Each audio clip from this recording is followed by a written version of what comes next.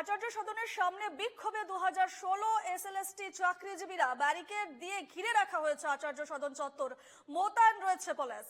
সরাসরি রয়েছেন আমাদের প্রতিনিধি বিউ। ঠিক এই মুহূর্তে কি পরিস্থিতি, কি বলছেন তারা?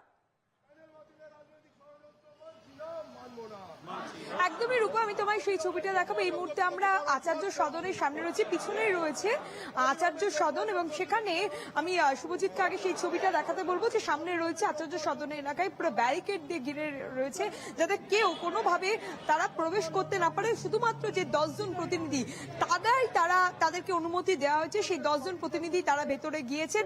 তাদের এসএসসি যিনি চেয়ারম্যান রয়েছে তার কাছে গিয়ে তাদের যে দাবি সেই দাবি গিয়ে তারা জানিয়ে আসবে। তাদের একটাই দাবি যে যারা যোগ্য রয়েছে এবং যারা অযোগ্য রয়েছে তাদেরকে সেগ্রিগেশন করতে হবে। সেই দাবি নিয়ে আমরা দেখেছি গতকালও রাজপথে ছিলেন 2016 এসএলএসটি শিক্ষক শিক্ষিকারা, যারা দীর্ঘদিন ধরে ওয়াই চ্যানেলের কাছে যারা অবস্থান বিক্ষোভ চালিয়ে যাচ্ছেন এবং ডেডলাইনও দিয়ে দিয়েছেন যে আজকের মধ্যেই মুখ্যমন্ত্রী মমতা বন্দ্যোপাধ্যায় যেন তাদের সঙ্গে দেখা করেন, না হলে তারা পরবর্তীতে আরো দীর্ঘতর আন্দোলনে যাবেন। ফলে আজকে রাত 12টা পর্যন্ত ডেডলাইন দিয়েছে এবং অন্যান্য আরো যারা বাকিরা যারা রয়েছে, কারণ টোটাল 26,000 শিক্ষক শিক্ষিকা, তাদের মধ্যে কয়েকজন শিক্ষক শিক্ষিকা তারাও আজকে এখানে এসেছেন আচার্য সদনে।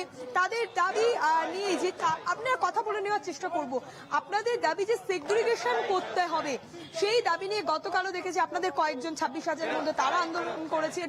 আজকে আবারও ফের আপনার আচার্য সদনে কাছে, এর আগেও আপনারা বহুবার এসেছিলেন। কি বলবো, হ্যাঁ বহুবার, 1 বছর ধরে চলছে। আমাদের দাবি আমাদের সেগ্রিগেশন করে যারা যোগ্য তাদের রাখতে হবে, বাকিদের বাদ দিক। কিন্তু আমাদের সেটা স্কুল সার্ভিস একটা ভালো অথেন্টিক রিপোর্ট এভিডেভিটের মাধ্যমে দিচ্ছে না, তার জন্য আমাদের আন্দোলন চলছে। দেখেছি যে 10ই ফেব্রুয়ারি রয়েছে পরবর্তী শুনানি, 10 ফেব্রুয়ারি রয়েছে। হ্যাঁ, 10ই ফেব্রুয়ারি পরবর্তীতে শুনানি রয়েছে আমাদের। আমরা যেটা শুনেছি ওই দিন হয়তো মামলার একটা রায় হয়ে যাবে, ঠিক আছে, সেই ভয়ে আমরা এখানে জমায়েত হয়েছি। আমরা চাইছি যে 10ই ফেব্রুয়ারির আগে একটা সেগ্রিগেশন হোক, অফিস সেই লিস্টটা দিক, সুপ্রিম কোর্টে সেটা পেশ করুক, তাহলে হয়তো আমাদের চাকরি বাঁচবে। দেখো রূপা, যেটা তাদের দাবি যে 10ই ফেব্রুয়ারির আগে তাদের যে সেগ্রিগেশন, সেই সেগ্রিগেশনটা করা হোক, এটাই আপনাদের দাবি। আজকে কি সেই দাবি নিয়েই আচার্য সদনে? একদম আমাদের একটাই দাবি, মূল দাবি যে সেগ্রিগেশন লিস্ট দিন। এসএসসির কাছে সমস্ত ডেটা আছে, এসএসসি যোগ্য অযোগ্য পৃথকীকরণ করে সুপ্রিম কোর্টের প্রধান বিচারপতির কাছে আগামী 10ই ফেব্রুয়ারি ওনার এজলাসে যে মামলা আছে, শুনানি আছে, সেখানে সেই লিস্টটা পেশ করুক যে যোগ্য কারা অযোগ্য কারা। কেন শুধু অযোগ্যদের বাঁচানোর জন্য যোগ্যদেরও কেন বলি দেওয়া হবে? এবং রাজ্য সরকার সেখানে চুপচাপ হাত গুটিয়ে বসে আছে, কারণ রাজ্য সরকারের কিছু নেতা মন্ত্রী তারাও দুর্নীতিতে যুক্ত, তারাও এই কাটমানির সাথে যুক্ত। আজকে যদি যোগ্য অযোগ্য সেগ্রিগেশন হয় তাদের মুখোশগুলো খুলে যাবে, তাই রাজ্য সরকারও মুখ পুজে বসে আছে। এতদিন চাকরি করছিলেন, এখন যদি হঠাৎ করে এইভাবে চাকরি চলে যায়, তাহলে আমাদের সামাজিক অবস্থা, একে তো আমরা মান সম্মান নিয়ে ভুগছি, রাস্তাঘাটে যেই দেখছে তারাই আমাদের মানে নেগেটিভ চোখে দেখছে যে এরাও হয়তো টাকা দিয়ে চাকরি পেয়েছে।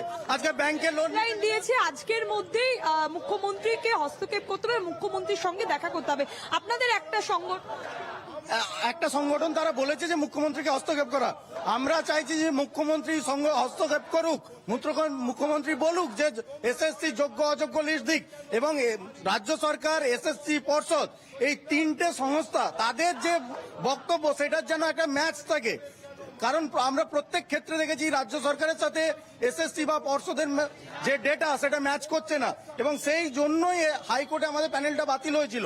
সুপ্রিম কোর্টেও সেই জিনিসটা যেন না হয়, সেই জন্য আমরা এসএসসিতেও এসেছি যে আপনারা আপনাদের যোগ্য অযোগ্য লিস্টটা দিন, আপনাদের কাছে তো সমস্ত ডেটা আছে। আজকে 7-8 বছর চাকরি করার পরে 2016 সালে যখন এই নোটিফিকেশন বেরোয়, সেই যে ইন্টেন্সিটি নিয়ে আমরা পড়াশোনা করেছিলাম, 7-8 বছর চাকরি করার পরে আজকে সকলেরই বয়স, মানে চাকরির যে বয়স হয় বয়স সীমার ঊর্ধ্বে হয়ে গেছে, তারা কোথায় যাবে? আজকে প্রত্যেকেরই পরিবার আছে, প্রত্যেকেই একটা ব্যাংকের লোন নিয়েছে, সেই লোন শোধ করবে কি করে? সামাজিক আর্থিকভাবে সব দিক দিয়ে আমরা শেষ হয়ে যাব, আমাদের বেঁচে থাকার আর কোনো মানেই থাকবে না। তাহলে আমাদের বেঁচে থাকার বা আমাদের চাকরিকে সুনিশ্চিত একমাত্র করতে পারে রাজ্য সরকার এবং এসএসসি। যোগ্য অযোগ্য লিস্ট দিয়ে দিলে আমাদের চাকরি সুনিশ্চিত হবে, যারা যোগ্য ক্যান্ডিডেট। সেই জন্যই আজকে এখানে আসা আমাদের। একদমই দেখো রূপা যে তাদের ভবিষ্যৎ কি হবে সেই নিয়েই যে তাদের যে সেগ্রিগেশন করতে হবে এমনটাই দাবি, কারণ যারা যোগ্য রয়েছে এবং যারা অযোগ্য রয়েছে হাইকোর্ট থেকে ইতিমধ্যে তাদের যে প্যানেলটা সেটা গত 2024 এপ্রিল মাসে বাতিল করে দেওয়া হয়েছিল এবং তাদের যে সুপ্রিম কোর্টও যাতে সেটা না হয় সেই জন্যই তারা আজকে এসএসসি যে চেয়ারম্যানের কাছে তারা দ্বারস্থ হয়েছে। একেবারে রূপা, আমরা ছবিতে যেমনটা দেখতে পাচ্ছি আচার্য সদন চত্বরে একেবারে বসে, অর্থাৎ পথে বসে আচার্য সদন চত্বরে বসে একেবারে প্রতিবাদ জানাচ্ছেন এসএলএসটি চাকরিজীবীরা এবং তাদের দাবি একটাই, প্রধান দাবি একটাই যে যোগ্য অযোগ্যদের প্রার্থী তালিকা আলাদা করে বের করা। আমরা ছবিতে দেখতে পাচ্ছি বসে প্রতিবাদ জানাচ্ছেন বহু চাকরিজীবীরা, তাদের বক্তব্য জানতে চাইবো তারা কি বলছেন।